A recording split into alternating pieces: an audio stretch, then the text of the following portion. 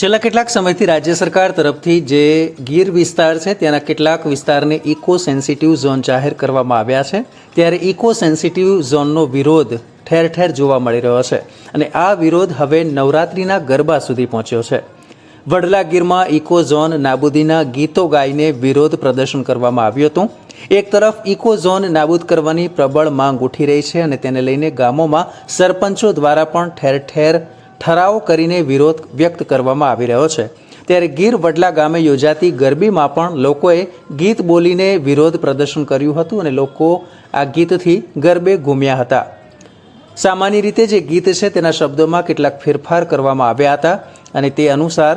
આપણા મલકમાં તાનાશાહી આવશે, તાનાશાહીમાં મરી જાશું મારા મહેરબાન, તેમજ આપણા મલકમાં માયાળુ નેતા છે, નેતાની વાટે રહેવું નથી મારા મહેરબાન, આપણા મલકમાં ભોળી પ્રજા છે સહિતનું નવરાત્રિના ગરબામાં ગીતો ગાઈને ઇકો ઝોનનો ગ્રામજનોએ વિરોધ કર્યો હતો।